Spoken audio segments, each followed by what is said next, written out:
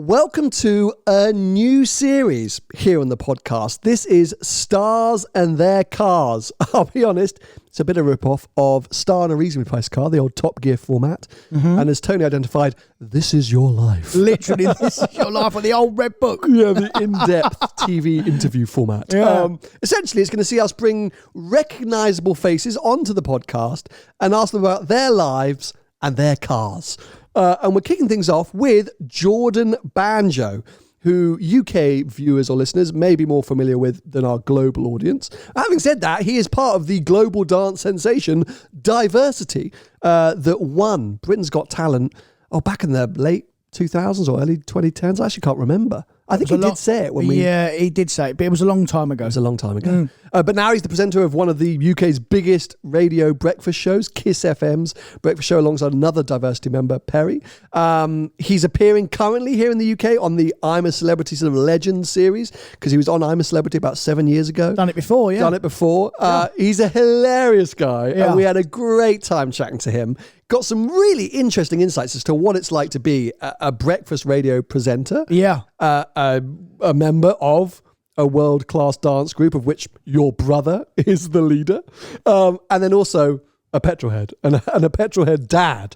Because at the time of recording, he was expecting his third child. He's just had it. Yeah, literally just had it. So, we had a really, really good time. So we're hoping you're going to enjoy the first of a new series, Stars and Their Cars, featuring Jordan Banjo. Hello one and all, and welcome to Behind the Glass, your weekly automotive podcast hosted by two rather uninformed enthusiasts. No. I'm Sam from the YouTube channel Seen Through Glass. I'm Tony from Gravelwood Car Sales. And you can watch us each week. We hope you enjoy the episode. Lovely setup, to be fair, dude. Well, you say this. The setup looks great this way. Right, yeah. Not this way. Not that way. And I've made a lot of effort today to tidy up that way because you were coming in. No, mate. You know what? It looks good. It looks better than what I would have done. So to me, wicked. It's kind of you to say. It's probably the most artistic I've ever been. But he's used to a proper studio. I know. That's why I tried to tidy the place up. Do you know what? But to be fair, bearing in mind, me and Perry have zero control over anything at Kiss. Like, we're presenters there, but this is your setup. Do you know what I mean? If it was my setup at Kiss, it'd be awful. It'd be a couple of beanbags. There'd be Domino's boxes everywhere. It wouldn't be brilliant. It would barely have microphones. We'd be recording straight into our phones. We'd be voice notes on WhatsApp. It'd be awful. Super laid back breakfast show. Like, hey guys, what's going on? Different start time every day. Is it quite... So yeah, the start time's got to be quite intense, right? You were saying before, 3:45, did you? Or 4? What time did you wake? So I wake up about 3:45. I get picked up like just after 4-ish. Picked up. Yeah. I mean, that is a joke. Now you know we're with a star. No, wait, hang on. It's got proper blue tick and everything. Shut up. Do you know what? I generally in London, right, especially after the show, it would be easier to get the train out, right? Because the traffic in and around Central, you guys know, it's a nightmare. Me and Perry out in Essex, so getting to and from is a bit of a nightmare. But at that time in the morning, we physically just can't get in any other way apart from taxis, and driving every single day is an absolute nightmare. By the time you pay about the 4 million charges you have to pay to be in Central London, so we'd be doing the show for free, so there'd be no point. Literally no point. So yeah, it is a super early start, but no, you get used to it, right? And actually, that can be our first car question, I suppose, because I suppose you've ridden in the back of quite a few different cars. Yes. Are you now a chauffeur snob? So when a car turns up, you're like, oh, frick, not a 7 Series. You're a tall guy. Do you know what? Yeah, my favourite car to be in is a Viano, I'll be honest. Purely because of the size of it, right? I hate being a passenger. Absolutely hate being in a passenger of any Tesla. Can't stand it. And I know like there's a bit more room at the back because obviously all this is taken out and all that kind of stuff. I feel, even though I've got an electric car now. No, you haven't. I have. Have you? Do you not know I've got an e-tron GT as my daily? Oh my God. Do you not know that? No. Do you know what? Sam, can I ask you a question? Why do you have this troll on your podcast every day? This guy, honestly, any car I talk about, I'm literally a shivering wreck before I mention any car around Tony. Unless it's a Porsche, it's game over. Yeah. He's going to dig you out regardless. Or Ferrari. Yeah, of course. No, I genuinely regret ever even making contact with him in the first place, let alone having a podcast with him. It's a disaster. But you know, being in the back of Teslas, I don't know why, I just immediately feel sick. Really? So I think genuinely, it's obviously it's like the power delivery is so different. Everything about it just makes you feel a bit weird. But I feel sick before I get in one. But you know, I do have an electric car myself. Do you think Tesla drivers are partly to blame? Because I feel like there's something in a Tesla driver where they're always determined to prove to you that their Tesla is great. I think Tesla drivers, you can't blame them for how they behave because they're probably scared that the door's going to fall off every time they accelerate because the build quality on them. No offence, every Tesla, I've never been in a Tesla and not felt like I'm going to go element and something's going to crack as I move. Yeah. If they are, the build quality is not brilliant. It's Well, not you brilliant. come on the right podcast to talk about that. But yeah, so let's come on to it. Then you've got yourself an electric car, so not a Tesla. Yeah. An e-tron GT. Yes. So I've got an e-tron GT as a daily. And do you know what? I'm not going to lie to you. It was a little bit of an adjustment. I got a charger put in at home, but before that, Perfect. Nightmare. Before that was an absolute nightmare because, like, I know there's chargers everywhere, but you pull up to one, everyone wants to go to the fast charger in your local area. There's a queue. Like, it's so weird to think before getting petrol was like you pop out, you get fuel, you come home. Now it's like I have to plan an hour of my day to charge the car. Unless you're not doing the mileage, and then obviously in the morning you've got a full tank of fuel to drive off in.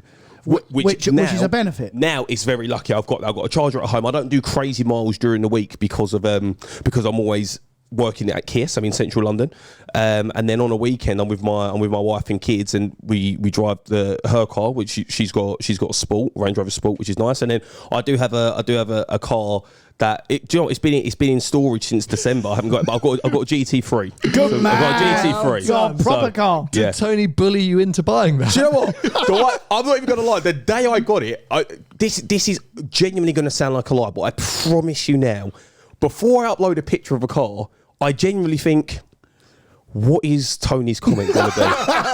What is Tony? Because it won't only be people think, oh, Tony's just doing this because he thinks he's funny on social media. No. I'll get a phone call. But what you done that for? And I'm like, come on, Tony. But mate. you know his criteria used to be, right?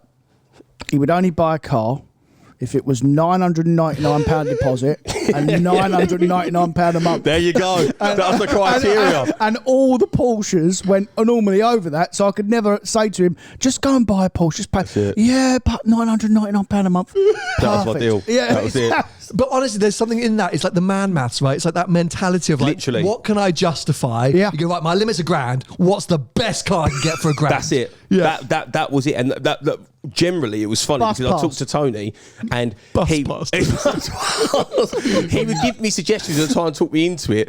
And the fact is, I know Tony knew that.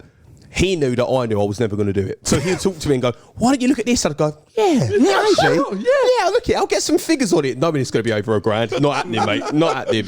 But branched out since then, luckily. I can totally sympathise with you because that man sitting over there bullied me into buying a McLaren. What? At least I didn't do that to you. Yeah, I was about to say. Honestly, I was like 2 years into YouTube. I made like a tiny bit of money. Your green one. I remember Yes. it. I loved that Hey, car. great car for a short period of time. But I financially was not in a position. And we went to the dealer and Tony was like, oh, bring him the special coffee. Put him in that special room. And the whole time Tony was going, oh, Sit that'll there. be good, wouldn't it? Oh, that McLaren. Wow, look at you in a McLaren. And I walked out and I went, mate, I can't do this. And I had a panic attack at the traffic lights in Knightsbridge. Genuinely did, yeah. Really? In a proper A flat. proper panic attack, and I called my dad. I said, Dad, I don't know if I should spend it. I called my now wife. I was like, and he's just going, ignore them, mate. Ignore them. You only live once. What a dick. Awful advice. Tony. Yeah. Awful advice from him there. Awful Not as a brilliant. friend. But look, okay, let's wind it all the way back because for it. yeah, you're clearly a car guy and you've got a very interesting taste in cars, supposedly, according to Tony. But where did it all begin? Have you always been into cars, or did it come late? Where did your interest in cars start? Do you know what? My interest in cars, it's going to sound so random. Like my older brother Ash, right? He's one who's always loved cars. He's always been obsessed with cars. He's got a couple of classics. Like he's always really been like that sort of way. We should have got him in. Yeah, exactly. Yeah, you got the wrong one. Got the wrong one. Unfortunately for Tony, he's only got my number, so he only managed to get me in. So for me, it was kind of, this sounds a bit weird, but sort of like following him. Like I liked cars a little bit and stuff. And then when I remember seeing the launch of the the first ever Audi R8, right? Okay. And then there was a TV show on BBC. It's going to sound so random. It's not 2006. It was called Survivors, and they had like a bunch of different like characters in it. And one of the characters was like this rich playboy type guy, and he pulled up in this R8.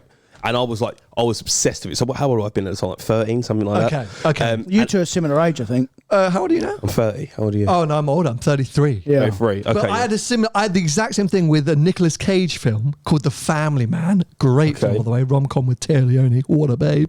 And at the start of the film, he's playing this like cool, wealthy bachelor. He's a bit of a dick. He's like shagging around town. But he's rocking a Ferrari 550. And that was like the start of my love for Ferrari road cars. Because obviously when you're like 12 or 13, you're like, that's a lifestyle I want. That's the one. Yes, please. In hindsight, you're like, oh no, he was portraying a really awful human being. But at that point, you're like, yes, that looks amazing.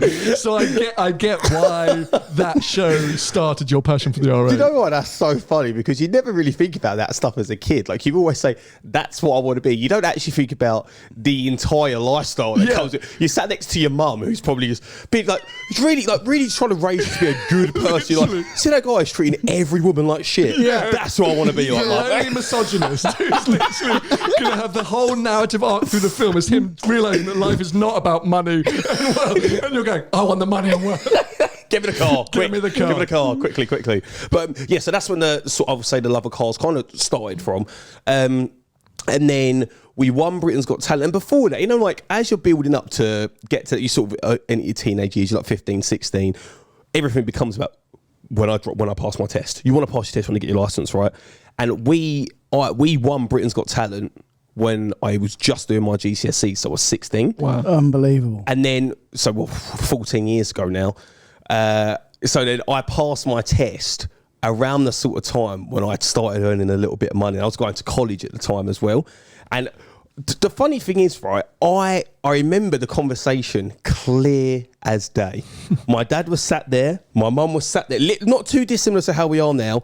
And my dad had a brochure for this block of new build flats in Basildon, near where we lived.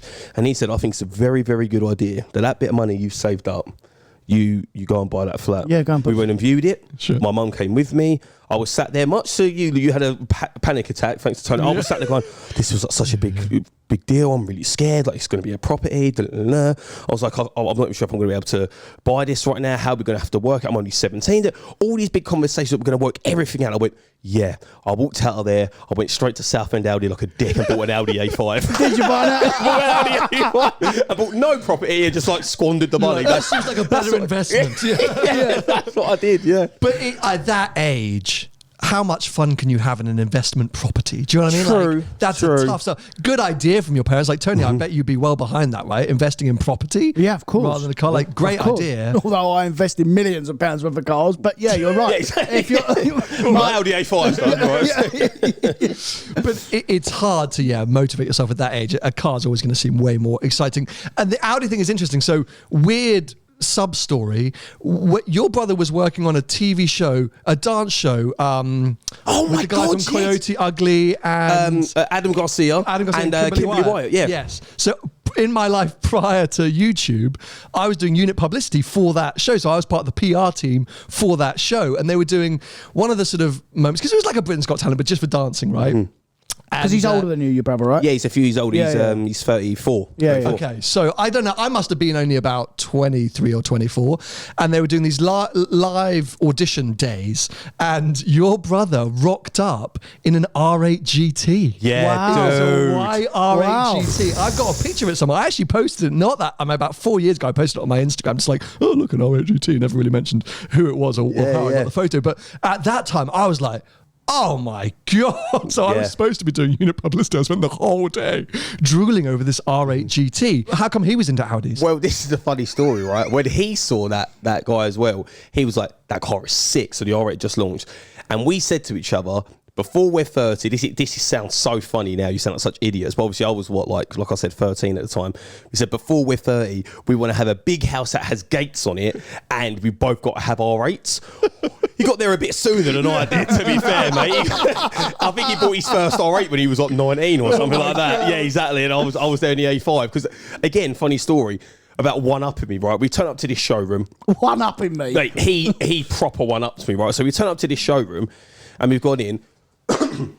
Sorry, so we got into this showroom, and a guy greeted us. His name's Russell, right? Who I'm still really good friends with to this day. He sold me my e-tron GT, which Tony's going to. What? And he's your friend, is it? There we go. I was waiting for the joke. So he's greeted us. We've gone in there, and I said, "Yeah, look, I'm going to be buying my first car. I would really like to put an order in for an A5." And he was like, "Oh, okay." So, I went in there for an A3. He convinced me to look at an A5, going around, and this whole time there was a Sepang Blue V10 Plus R8 and a manual V10 Plus, and the V10 had just been released because originally it was only the V8, right? Yeah. And I could see my brother over there sniffing around it, and I was like, "Don't do this to me." I was like, "Please don't do this to me." And I literally remember walking up to him, pulling his sleeve, and being like, "Ash, this is my day, don't do this." And he went, "Of course not.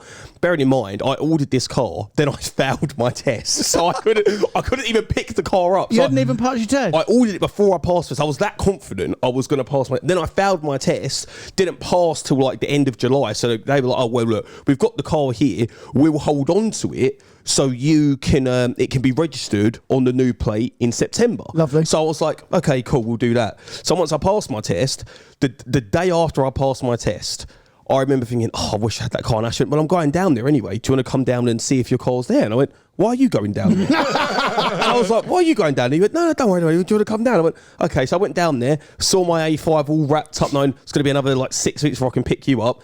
Out of the showroom, he just rolls out in that blue, that Sepang Blue Done you V10. in? Yeah, he done me. I was wondering why they were being so nice to be on the phone about my A5. Everyone's being so lovely because you're buying an R8. Yeah, literally. But, that's a brotherly move, though, isn't it? So that R8 GT was the first R8 of many for Ash. He's had loads of R8s because I think he just loved them. He just really enjoyed them as a car.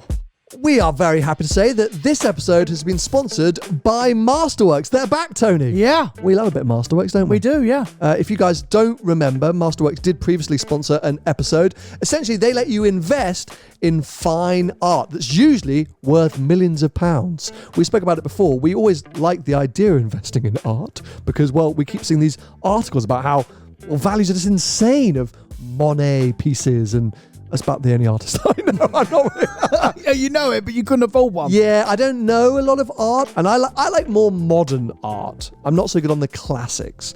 But, well, Masterworks have a whole range. They invest in, as I say, proper pieces of artwork, from Picasso to Monet and to modern artists like Banksy. They have nearly 700,000 users, and over $700 million has been invested in the platform to date. Now, they sent over some stats because since we last did an integration, they've actually done another sale. And that sale hands back a realized profit of 15% after just 36 days. Wow. I mean, that's better than most of your cars, I would say, right? Absolutely. Yeah. Yeah. It's well worth going to check out. Say, if you're someone that's appreciated art but felt priced out because of the insane values, or someone that's looking to invest money and gain returns like the ones we just mentioned, go and check out Masterworks. We're very grateful for them for sponsoring an episode. How did diversity come about? I know your brother kind of started it, and then how did you form as a group? So my mum, well, it goes back even further. My dad used to be a pro boxer. Yeah. Owned a boxing gym in Dagenham. Yeah. And then he retired from boxing, started selling secondhand cars. And my mum, when she was younger, she was in the Royal Ballet, right? So she was always been a dancer. And my dad said, "Well, look, I'm not boxing anymore. No one's coming to the gym. I'm going to. I think we should change this to a dance studio." So and you could already dance, or by this point, I'm not even born at this point. Wow. Years ago, like 30 odd years ago. Wow. So my mum starts this little dance studio, and then my brother's already born. Then I'm born. She's teaching all the classes and stuff. And then my mum had a couple of knee injuries, like I did, retired from dancing. So from when my brother's about 13, my mum's doing all the admin and stuff, but in terms of classes, my brother's running this dance school right from when he's like 13, 14, teaching every class. Out of passion, or because it was like he just loved doing it. Someone needs to bring in the money. No, he just loved it as well. And he could dance then. So he'd been taught from my mum, and sort of like, going to different events and like watching stuff. Now on YouTube as well, man, you can learn anything you want to learn, right? Yeah. So he started teaching, and then slowly but surely, like some of the boys had been there like from when I was like, I've known a couple of the boys for like 28, 29 years. Yeah. Like, since I've been like a little baby. Yeah. And before we knew it, we kind of all got to that age where my brother was about to do his masters in, I think it was in physics. I was about to do my GCSEs. All the other boys, because I'm like, believe it or not, one of the younger ones. A lot of the other boys were starting to get jobs, and it was like, okay, look, you're at that stage now where you're either gonna carry on with dancing, make a career of it, or you're gonna sort of just pack it in as a hobby. And I think we was going to go down the sort of pack it in as a hobby sort of thing, really. Fair. And then we... Good, no, but a good idea. Yeah, reach for the stars, guys. Reach for the stars. Follow your dreams. Yeah, pack it in, mate. Yeah, smart. Can you imagine with his daughter? Yeah, do you know what I mean? Dad, I wouldn't do that. Not a good idea. Get yourself behind a desk, mate. Put your head down. So basically, really funny story. My mum we used to have fashion shows where we perform in shopping centres. And Britain's Got Talent scout on our last fashion show of that season, where we was all basically going to stop dancing, come walking through and went, hey guys, I work at Britain's Got Talent, we'd love you to come down and audition. And we was like, nah, probably not. One of them was like, oh, we might as well do it like a last hurrah, see how far we get. So they approached you? They approached us, yeah. But how did they know that you was... They didn't. That's what I'm saying. By complete chance, this scout was walking through a shopping centre. Wow. She was from Manchester. She come down to Essex to visit her mum. And she was walking through as we performed and went, oh, we're looking for some dancers, come and audition. And we was like, no. It's the thing which I think maybe people didn't always realise or know about those shows is that not every single act there had literally downloaded the application form online and decided to put themselves forward. Even like now, see like shows like Love Island, right? I mean, I know it's a bit off topic, but like Love Island, you'll have producers and casting members scouring Instagram for people who seem like they've got a bit of personality and look a certain way, bang, and they'll DM them like, we'd love to come and audition for Love Island. Yeah. It's not just loads of people going, oh, I want to be on it. It's like you get approached for shows like that. And that's what happened with us. They took it a bit far, didn't they? At one point, it got a bit scandalous towards the end of X Factor and in recent seasons of Britain's Got Talent, because you'd always see like it's this random act from Romania that... Yeah, and turns out they'd won in Romania's Got Talent 5 years before. Like, oh, they're really good. I'm like, yeah, no wonder, mate. They've been in Vegas for the past 6 years. We've never had any success except we're billionaires. Exactly. But it was a lot more pure, I guess, when you guys did it. Yeah, it was just super random. And then look, here we are now. You know, we went in. We was in the same year as Susan Boyle. None of us expected to win, to be honest. You know, she was sort of like a powerhouse. No one was more surprised than us when they announced our name. And then, we won. And then that year we went on tour. We've been touring every year since, bar COVID. And, you know, between TV shows, radio shows, other bits, we've just been like really lucky and just worked hard. And here we are, man. Have some of the group come and gone? Yeah. Okay. So when we first won, I mean, like, a couple of the boys when we won were already like 25-ish maybe, so like now they're like, you know, nearing 40. A couple of the boys, like 3 of them were brothers, they left together. A couple of the other boys sort of left over the years, so I think of the original 11 there's 7 of us left. But because obviously we all came from our mum's dance school, the members now, there's like, so for example, there's a set of twins, they're called Jordan and Shantae, who perform with Diversity all the time now. They're now 21. When we first met them, they were 4. Because they were just at our dance school. So like, we never auditioned and brought new members in. It just sort of became like, oh, do you guys want to come on tour this time? Or do you want to do that? And it just sort of, it's naturally sort of, some people have sort of left and just moved into different parts of their life, and other people have just sort of come up, and that's how it's worked. But you obviously have to keep searching for talent, because as you said, like, it's a young man's game, right? Of course, there's going to be a time in your life where you won't be able to do it anymore. You know, like you said, there's already some of the stuff that you can't do anymore. Yeah. Because age catches up on you, unfortunately. 100%. That's the way And do you know, it's not even just that as well. Like, I haven't really spoke about this to anyone, but the fact of the matter is, like, now I'm in a completely different point in my life. It was very easy for me before to pick up and go on tour for 6 months. Yeah. Like this year, for example, I've got a baby due in 2 weeks, but I'm meant to be going on tour. Another one. I'm going on tour in late September, and I'm meant to be on tour till April. Wow. Like, if I do that. What, like, for 6 months you're away? Just gone. From the family? That's insane. Yeah, that's what happened. So the hard part is like, now it's the lifestyle is really difficult, because then I go, okay, now it's when we're in a place for 2 weeks at a time, moving the family up there with me to do that. If we have like, because obviously there's like little breaks of like a week off here, 10 days here, making sure I can get back. Where some of the boys, it's like I say, it's like Perry, for example. I've got 2 weeks off when I have my baby from Kiss.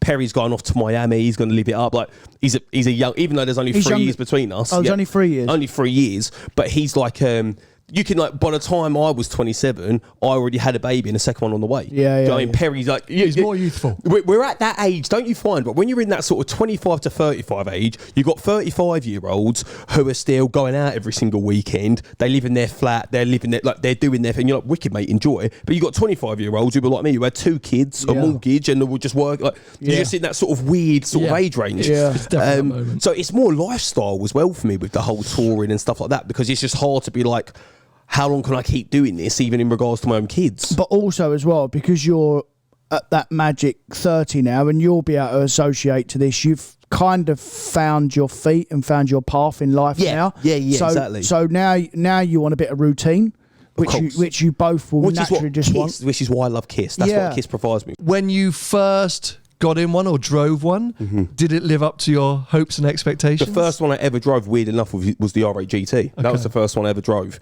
And then after that, he really wanted a convertible one. And he had it was a V8 Spider. And the only reason he drove it was because we all went out with his friends. So it was me, all of Ash's friends. And one of his friends got so drunk, I was meant to be giving him a lift home.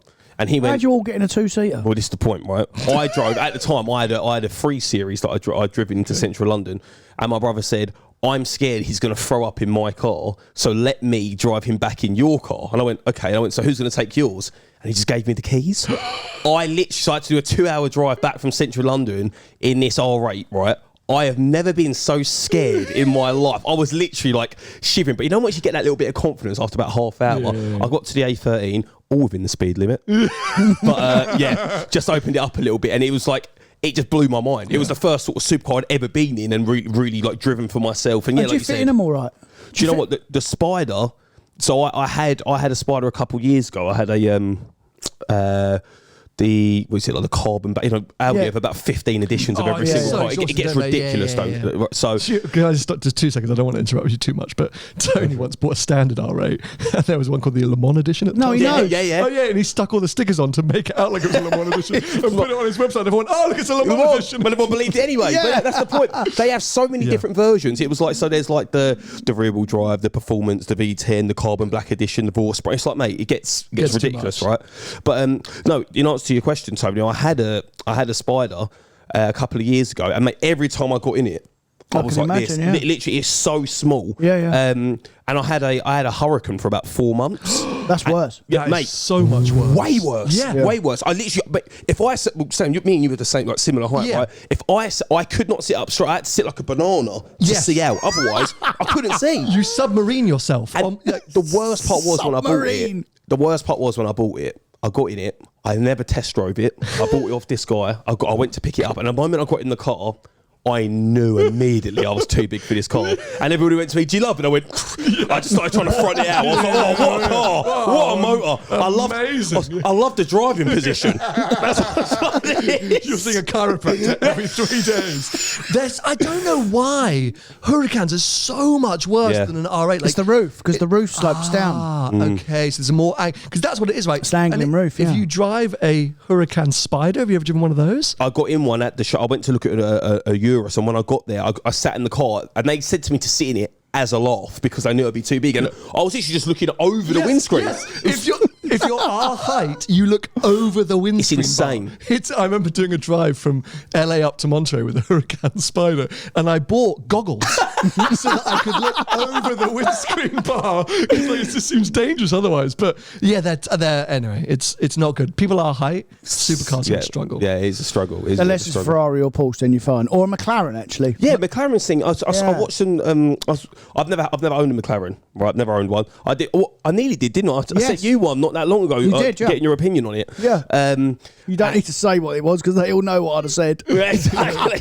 And then I started looking at like tutorial. I started looking at reviews of them, and there was a dude who was like, "I've lived with my McLaren for 6 months, and I'm 6'6". I was like, "Oh, let me see," and he looked absolutely fine in it. Yeah. And I think that's a very, very niche and funny sort of requirement people like me and Sam have to look for, which is, can I fit in this car? Am I going to comfortably be in this car? Because it's serious, otherwise it just ruins the whole experience. But yeah, McLarens are very, very good for that. Okay, so we got the A5. Yep. Obviously, your bro's just ruining your life with R8s every day of the week. Yep. When would you say the first it doesn't have to be supercar, but when do you feel like this proper first sports or supercar came along? So after the A5, I stayed with Audi for ages. I think I owned like back to back like 6 different TTs. I kept buying just different variations of TTs. It's basically an R8. Yeah, exactly. In my head, I was like, it's like a baby R8. But my first ever, like, I would say proper car, funnily enough, Tony ended up buying from me, to be fair, was I had so how old have I been? It was 2016, so I think I was 23. No, I was 22. I had an AMG GTS. Okay. And that was like my first proper car, like in terms of like a super sort of super sports car. And you can fit in them as well. They've got a lot of room as well. Them AMG cars, yeah. And I will say this now: going from a Quattro 2-litre TT that you feel like Superman into buying a rear-wheel drive AMG GTS and thinking that you're going to be absolutely fine. As a 22-year-old as well, you try and shaft a little bit. You learn some lessons in that pretty sharpish. I'll tell you that for nothing. You learn some lessons pretty quick. It's a Larry car. Very Larry. It was when Paul had. Do you remember Paul had his blood red one? Oh my God, we ruined it. That, yeah. He had the blood red one. And that I remember the day he got his wrapped in that red, I just got mine like de-chromed and stuff down at Dove Customs, and we went and picked them up together. Okay. Because I was the car before that, I had another TT, and I got it wrapped there. And coincidentally, I turned up one day at Dove Customs, and Paul was there. I was and that's how I met Paul, and it was just really random. Okay. And then he heard about my GT, I heard about his through Dub, and then we went and picked them up together, and we shot a little video. It was really cool, man. Do you remember? Was it before or after the red when he had that like dark chrome that he had to wax with like whale's oil? Satin black chrome he had. Satin black chrome. And don't get me wrong, it was cool, but I was like, for the work you're putting into this, bro, wrap it Matt Gray and be done with it, because this is insane. The stuff that he used to have to explain to me is like, you have to get like 16 tubs of Vaseline and have to like rub it 4 times a day. And I was like, what? And it's just black. Like, you just got a black car. It wasn't. He didn't do any favours, man. That was a headache, that thing. But quite a change as well from Audi to Merc, not just to a powerful rear-wheel drive sports car. Yeah. How did you bond with the whole Merc thing? Because it's like super different interface and... Yeah, it was quite different, actually. Like you said, that was a weird thing. I think at the time, when you're that young, you hear like like I used to do this all the time when I was younger, right? I would see someone's car and go, yeah, what litre is it? Like that was the most important thing in the world. The MPG? Yeah, exactly. Yeah, nice. So for me, it was kind of, again, referring back to Tony's famous, if it's not a 999 deposit, a 999 a month car, but buying it.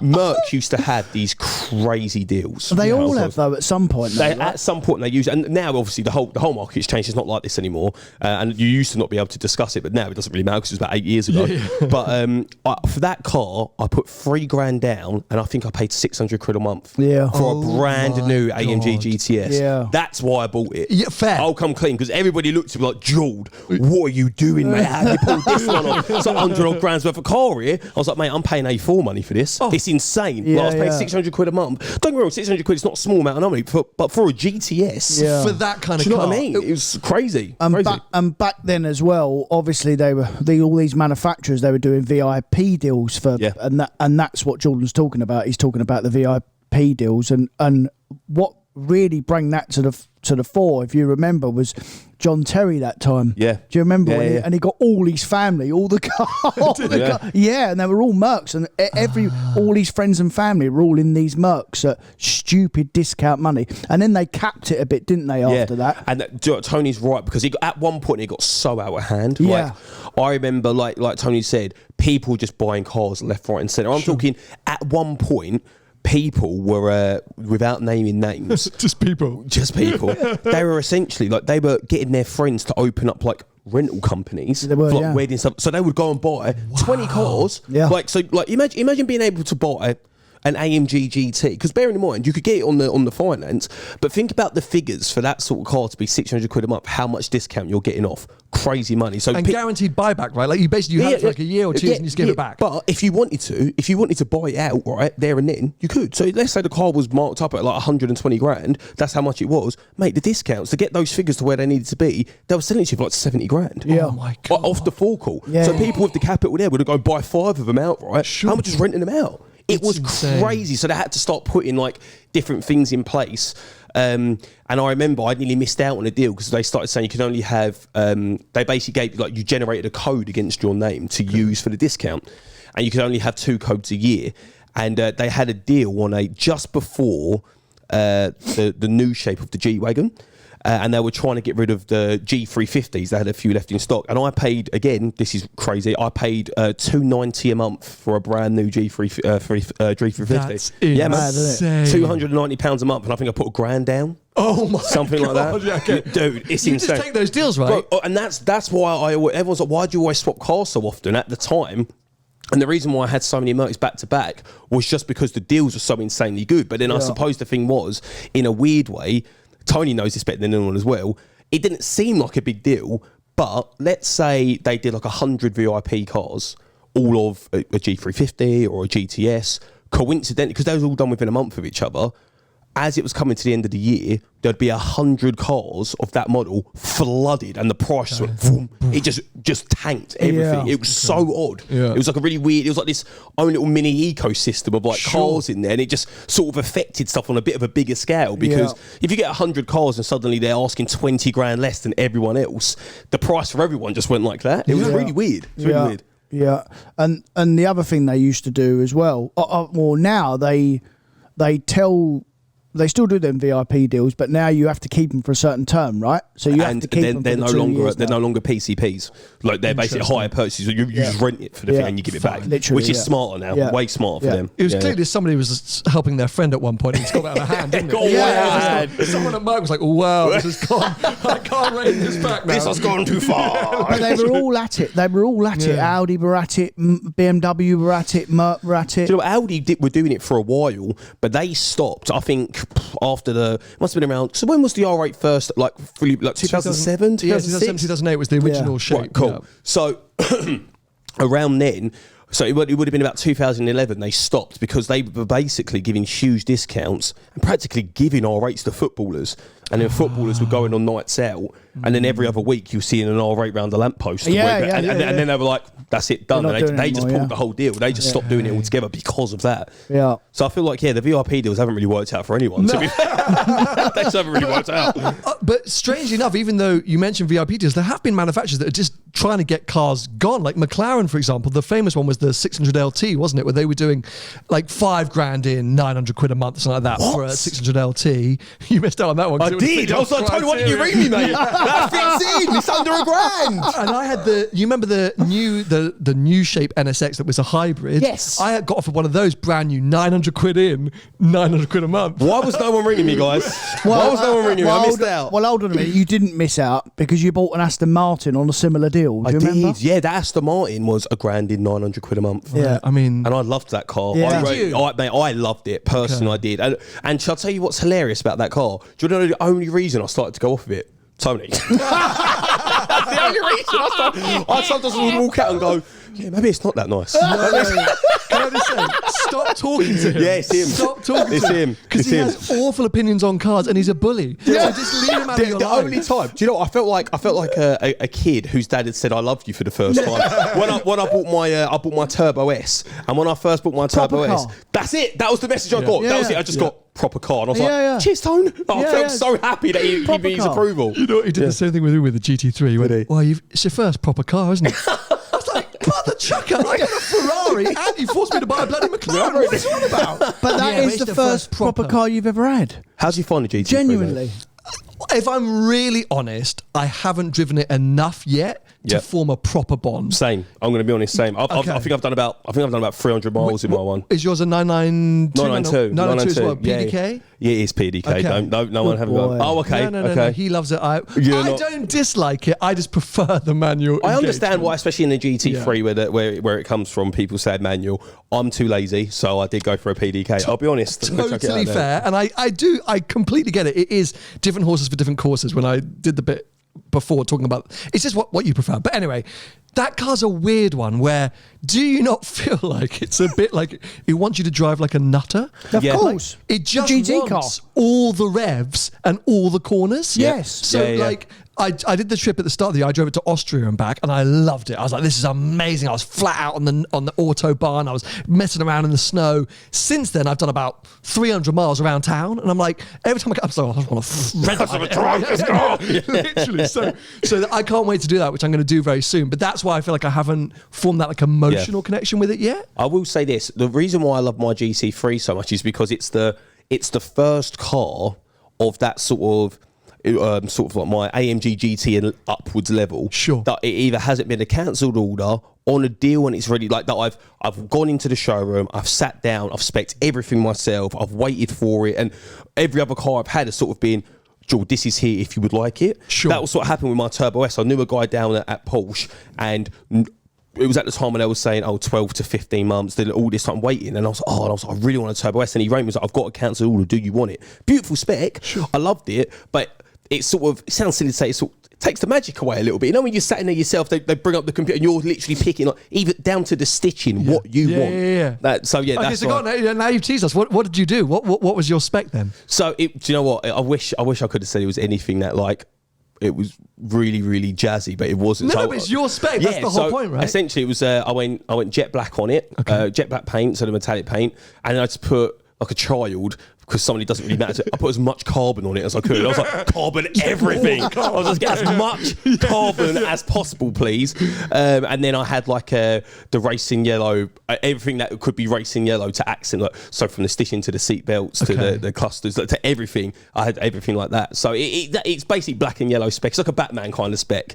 Which is exactly how I'd have it. Well, have we talked about my one? Yeah.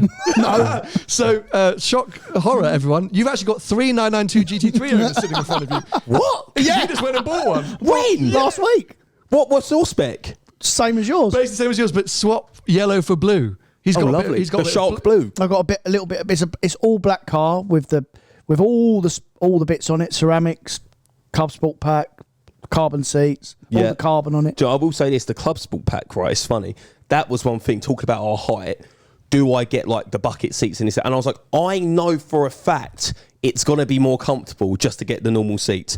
And obviously, I still got the Club Sport pack and the bucket seats. Of course, I still do. What have you got in yours? I went comfy. Do you know why? Because once you're in those bucket seats, fantastic, and they look the bomb. Dude, getting in and out though. Getting in and out, my legs can't take it. I give myself a dead leg every time I'm getting into the car. Yeah, I'll be honest with you, it's the truth. It's the truth. That is the way. Mine is as touring a specification as you could. Like, I've got no roll cage, comfy seats, manual gearbox. Like, lovely. It could be a touring, but yeah, your two cars are pretty damn similar, actually. Very similar, yeah. I wanted to ask your guys' opinion on this. You know, when you go in and you spec the cars, you see the wheels that have, like, they either have shark blue or God's red trim on them.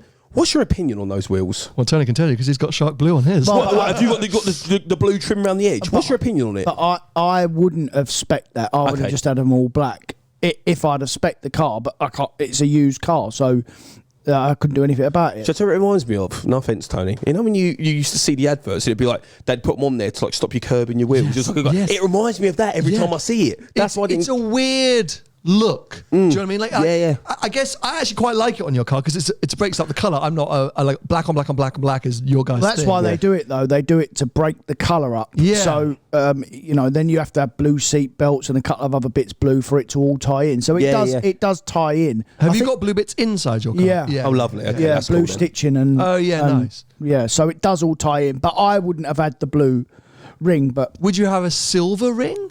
No, I'd have all just all black. Just like all black. Like my 3RS. Yeah. Yeah.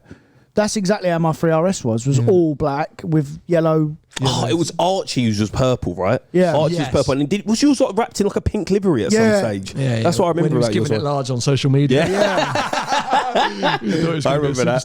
Yeah. So did the Merc, like, was there a moment career-wise that inspired, because you mentioned obviously the 85 off the back of Britain's Got Talent, did the Merc or any of those cars come like, oh, I've signed that deal, or the Kiss, or anything that went, I'm going to go buy a car again, or it's just slowly built? Actually, while you mentioned Kiss, how did you get that gig? Do you have to audition for stuff like that? Do you know what? Yeah, sorry, man. I've sort of just steamed over this podcast talking absolute nonsense the whole time. We haven't even spoken about anything you wanted to speak about. Yeah, so Kiss was a really random one, right? So at the time, I was hosting a show on BBC with Alicia Dixon called The Greatest Dancer, which was really cool. I was having loads of fun doing it. And me and Perry were approached to record a demo. So when you go for a radio show, you do like a little demo, like a dummy show, and the producers listen. And together. And we hadn't done anything together since Nickelodeon when we worked on when we was a little bit younger. So we was, do you know what? It'd be quite cool to try something together again. Let's do it. So we recorded this demo.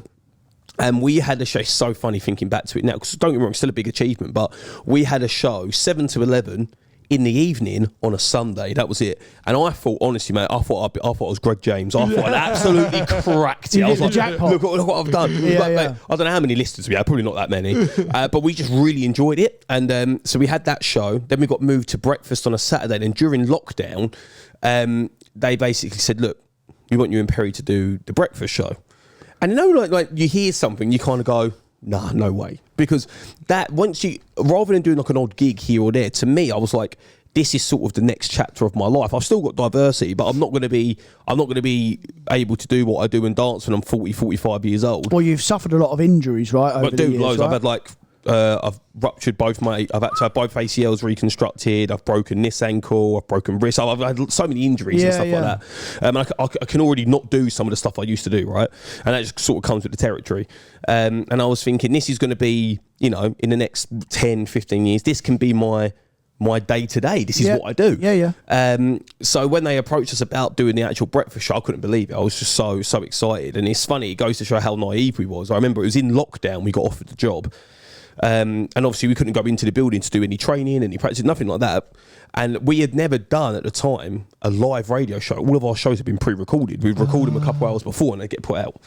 Is that how they work? On like some of the smaller shows, and because we was on tour and our schedules at the time, that's how it kind of had to work. So maybe we'd do it on the day, maybe we'd do it a few days before. Just did you know that? It when we had time. I didn't realise that for some of the some of the smaller shows. Sure. A lot of the bigger shows, no one will let you do that. Everyone wants you to do it live. And ideally, you should always do your show live, just so you can be responsive and reactive to stuff. But it makes sense for scheduling, especially when you've got different presenters coming in and things like that.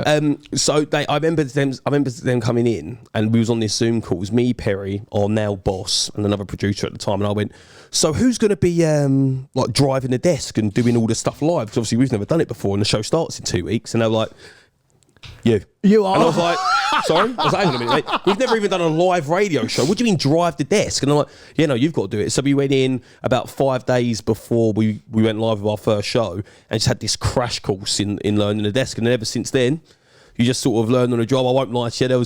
There's been a couple of times. How ridiculous does this sound? One time, I paused Kiss FM live. No. And I remember my little sister going to me, I think I missed part of your show. I was so annoyed my radio broke. I went, yeah.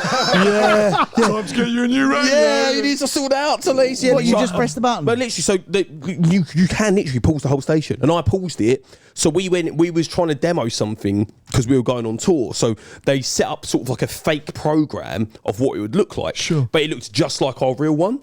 Me not knowing, our producers put it back to the real one. I've gone, we're done with this, simply, mate. Bang, just pause, hold the Kiss. And then we've started going, so when we're on tour, how are we going to work the structure? Are we going to have having this full-on conversation for about 5 minutes. And I went, where's the music? There's no output. And then I realised I'd paused Kiss. Oh. Yeah, mate. So, because to explain to people, to driving a desk, so essentially as a presenter, you're there and you're in control of fading music in and out. So fading music in and out, your ads, your sound effects, everything. Sound effects, your callers, like Perry, my co-host, everything like that. You sort of do, even like obviously you have producers who work in there with you, and they do. Mate, the show would not work without our producers. So big up to producer Rob, producer Jay, producer Grace, all of those lot. But so they're the team behind. So do you sit down every day or every week and say, right, this is what we're going to talk about like this a content week? sort of thread. Is that how it works? So essentially, like every morning we get in. So the show starts at 7. We'll get in at 6, and we'll have like a sort of like discuss a plan. But sort of throughout the show and afterwards, we'll sort of go, right, so next week, what's going to be like a content thread for us? And so like a random one was like a few weeks ago, I got a vasectomy, right? So that became a content thread. And like I remember what you're like, great guys, thanks. That was the whole plan with this. Yeah, that was the reason I did it. it's hilarious because like there'll be certain things they just won't tell me about as well. So like I'll come in to sit down, and then like partway through talking live on air, Perry gets out one of them and Summer's candy thongs, and he's like, well, maybe you should wear this when you get your first. And they'll just do random crazy stuff like that. Like loads of things always happen. Like when I got married that week before, so for my stag do, I was there just chatting on radio, and all of Diversity, obviously I didn't know, 7:30 in the morning, just come running in wearing masks of like my wife, and I'm like, what the hell's going on? I literally got abducted mid-show. They just flew me out to Ibiza, and then on Friday I had to do the show live from Ibiza, completely hungover. Oh my God, the day before amazing. they'd thrown me off a crane. They locked me in a nuclear bunker 100 feet underground with 50 zombies in the pitch black. They did, like, literally, they went all out for my stag. Kiss and my brother just went all out for my stag. That's crazy amazing. Stuff. And really I remember now, thinking back to it, one of the more uncomfortable moments of my life was being about 3 days, barely any sleep, super hungover, sat in Ibiza on Calvin Harris's farm, wearing a wedding dress with a broken strap, having to interview Calvin Harris, and being like, so Calvin, you got new music coming out? Honestly, mate, I look back now, I'm like, what happened? And then I got tasked for the stag do. I had to steal something from Calvin Harris's farm, and I just left this gigantic courgette. I don't know where I found it, mate. It's about this. It was like 2 foot long. Oh it was my God. yeah, do you know what? Between Kiss and Diversity, it is a proper odd, fast-paced life, but we have a great time. I would say the only car that was like a landmark moment for me was the R8, and that was because I said, I know it sounds so ridiculous because we said it when we were really young, but me and my brother said before we were 30, we'll both have R8s and buy these dream houses, right?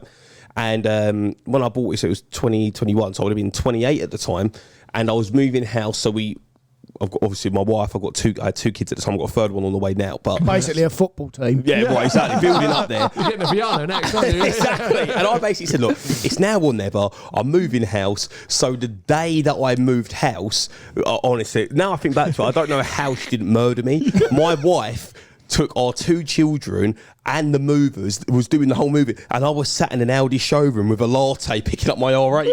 That's a true story. What do you really? The day we moved house. So Does she know that? yeah, I pulled up on the drive in it, so she knew where I was going, and I had sold it to her. Like, it's my childhood dream. That's This car, and I'm thinking about it now. And I'm like, I cannot believe she let me get away with that. Cannot believe. So when she was there with the movers, this and that, I pulled up on the drive, and obviously to my kids as well, I look like a superhero pulling up in an R8. So they were like, oh my God, and like no longer do they care about their mum trying to show them their new rooms and like who's been working really hard all day. They were just both sat in the car outside, and my wife was on the drive, like, Yeah, literally. And 2021, she wasn't your wife then either, no, was she? we wasn't married then, so she still had time to get out, and she didn't. So that's good. Wow.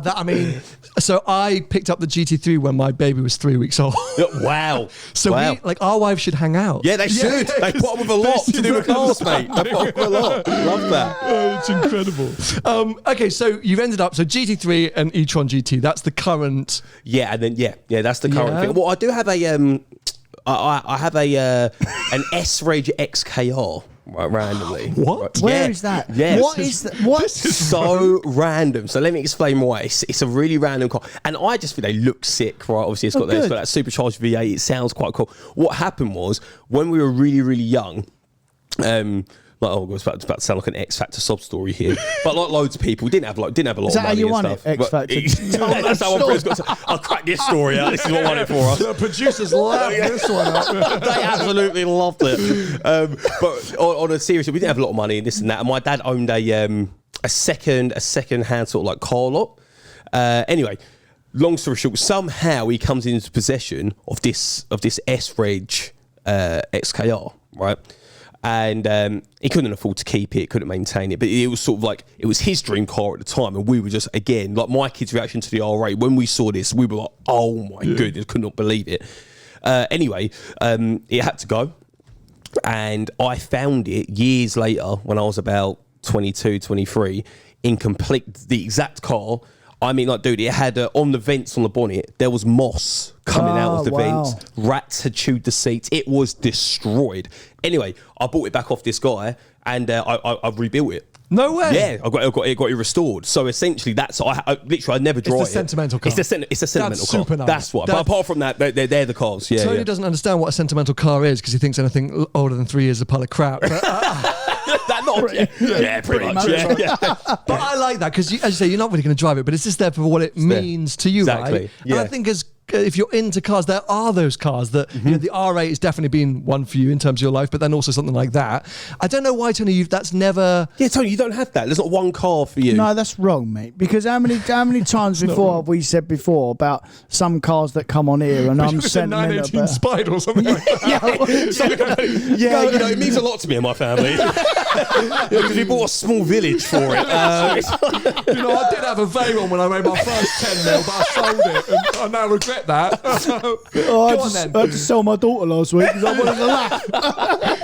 If you could have, because the thing is, I think if you genuinely cashed out, right, and you were like, okay, I'm selling my business for 500 mil, you might amass a collection, and one of two of those cars may be more sentimental, but you're not today going to go and buy yourself a Sierra Cosworth. I mean, you couldn't because they're £1 million these days. But you know what I mean? Like, it's a complete waste of money. Like, I mean, Here he is, straight away, Tony's back.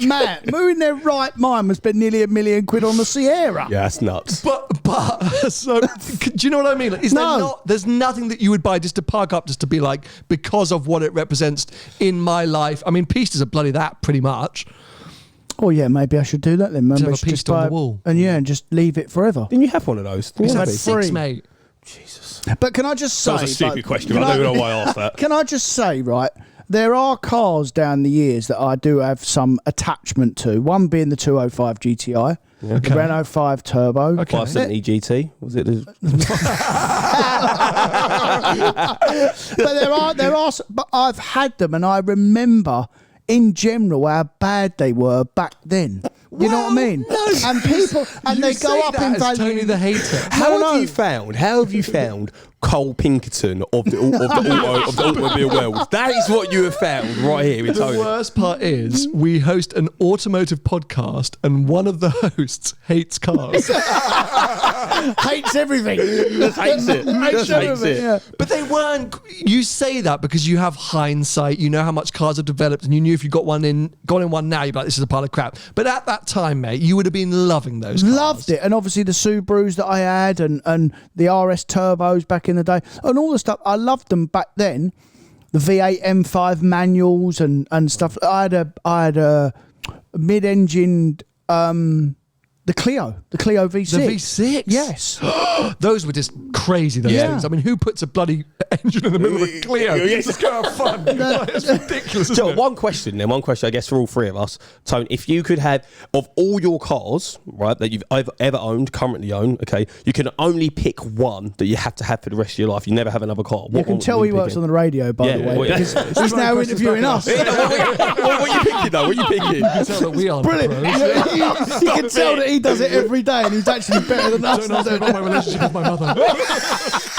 It's about to be last story, Sam. Watch out, mate. Sorry, can you repeat that? Because I didn't understand what you were trying to ask me. Right, okay, cool. So of all the cars you've ever owned and currently own, you can only pick one car to own for the rest of your life. Pista, okay. Which Pista? Sorry, true. I'll add that to the... Yeah, okay, what can you describe these Pistas to me? Why do I feel like I haven't seen the three of them? because they weren't He hid them. online. This is when he decided that he was going to go covert. He's Okay, like, that's I'm not why. going to show my cars anymore. It's way more cooler for people not to know what I drive or what I have.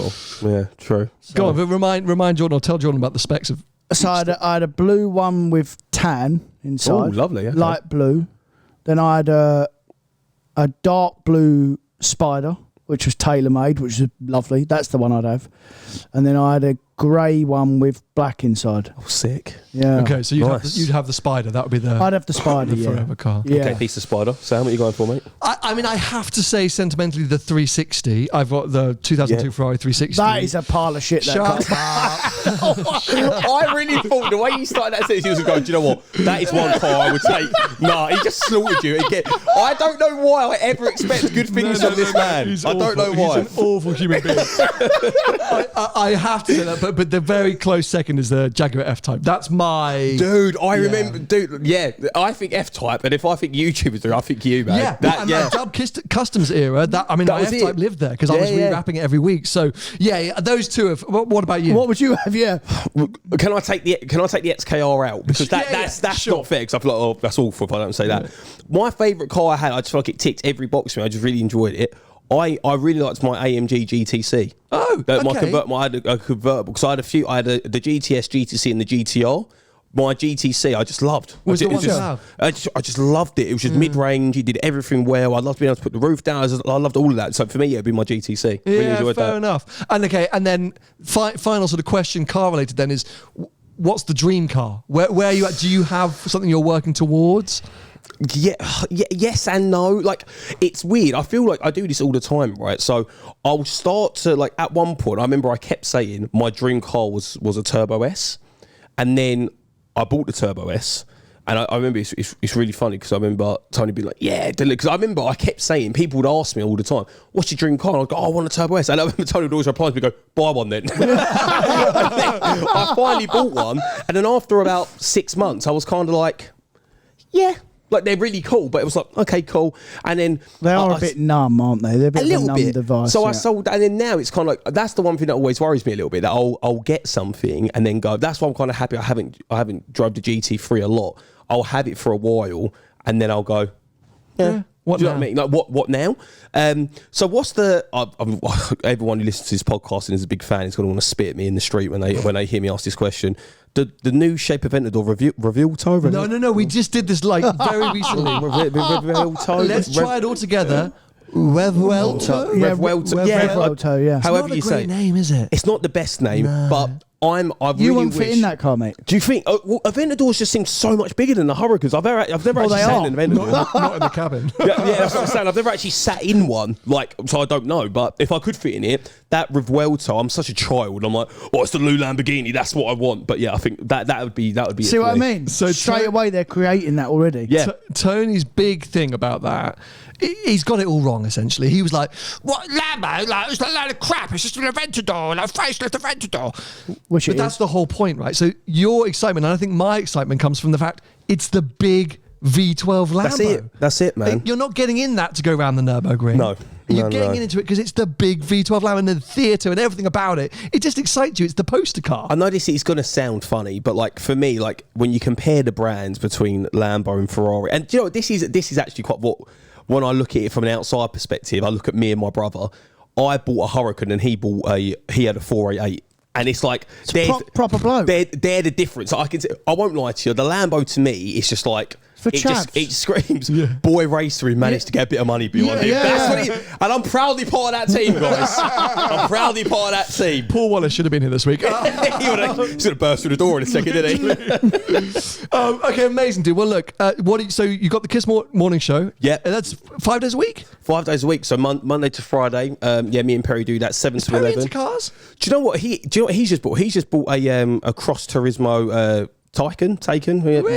Electrical. Yeah, he bought one of those. That's quite a good car, yeah. Yeah, he loves it, man. He thinks it's really. Do you see that from Tony? It's funny. He hates electric cars, but because it's Porsche, he can't quite bring himself to say he doesn't like it. But it is the best one. And I've said that often. So you know the diversity stuff. So when you go on tour, what happens to the radio? We have to do it on tour. Wow. Dude, that is. I won't lie to you, man. That is brutal. Like, that is really. We toured brutal. last year, and we did the Queen's Platinum Jubilee. And everyone at the time, bless, obviously she's passed now, but she, I think everyone kind of, it was on the cards, right? She was quite ill health. And we was like, look, this is probably going to be like the last huge event for the Queen. So when we got asked to do it, it was like, of course. So we was on tour. We performed at the Platinum Jubilee, and we performed on the Britain's Got Talent final, all in the same week, right? So me and Perry were getting up at about 5. Because we could start a little bit later because we was doing the radio show from hotels. Our producer was there, came on tour with us. We'd set up a whole mobile kit, not too dissimilar to this, except we have a transmitter here as well. We do the radio show, finish that, go upstairs, have a quick shower, go over to the venue. We do a matinee show, then an evening show, which wouldn't finish till about 10:30, 11. Then you'd rehearse till about 3 a.m, go back to the hotel, 2 hours sleep, back up. And then you'd be back on the radio show. Wow! And those shows, matinee and evening shows, they're like 2.5 hours long each. So it's like physically you're drained, mentally you're drained because you'd be like, oh. So that this year is going to be the end of this year is going to be a tough old ass with the radio show tour. Obviously a newborn as well. It's all going to be a bit turbo. And you're obviously the radio show, like you're proper contracted to the radio show, course, right? yeah. So what do they do? Do they tie you in for 2 or 3 years? Is that with Kiss, they're like, I've got to say a big shout out to Kiss. They are like the coolest people. Considering I say, guys, we're going to be away for 6 months of this year. I know that you have like one of the biggest radio shows in the country, but can you? And it is one of the biggest, right? Yeah, it's huge. Yeah. Like commercially, it's one of the biggest like breakfast shows out there. And per day, how many listens does the breakfast show get? Do you know what? This is awful. You don't know. I don't know. Do you know what? You can edit that bit out. Leave it. I'll be honest. I'll tell you why I don't know. I purposely, with TV stuff, I always check. With radio, I don't. And I'll tell you why. It's because for me, with radio, I go on there with Perry and I go, let's make it the most fun that we can and bring listeners into it. Yeah. When you start getting bogged down with figures and trying to change stuff to what you think will help, it rarely does. Fair. And you end up diluting this. Like they asked us to do it for a reason. We have a fan base for the radio show for a reason. When you start trying to change it, you start diluting it to make something like, and it very rarely works. You end up losing more people anyway because the people that were listening to it because of what they liked, so you're not doing that anymore. So I try not to get too bogged down with figures. All I know is that we get a report every couple of months and it's either you've gone up, you've gone down, or you held steady. And I don't think we've ever gone down. We've always held steady or gone up, and that's all I care about. Yeah, you know what I mean? enough. So that's what I focus on, that side of it, and just go with it there. Super impressive, mate. I think it's. I couldn't imagine having to bring that energy every morning and have that vibe. I mean, it's tough enough when we do one a week. Sometimes we come in here, we're like, oh gosh, here we go. Yeah, it's a nightmare. But look, mate, we've taken up enough of your time, especially after you did a show this morning. So thank you so much for swinging by. Not all, it man. feels like we could do another 2 or 3 episodes. Yeah. Genuinely, any time. This has been. I've done quite a few podcasts. I'll be honest, mate. This has been the most fun I've had on a podcast like ever. So anytime we've heard that before, so we know that though. And Tony strikes again. End on a Tony note. Of course we have. Thanks, Tony. Well, we'll see you out on the road somewhere. If you see an e-tron GT being driven very slowly, or a black GT3 being parked up in Kiss FM's car park, you know who it is. But yeah, mate, thank you so much for coming on. We really appreciate it. Cheers. Thank you.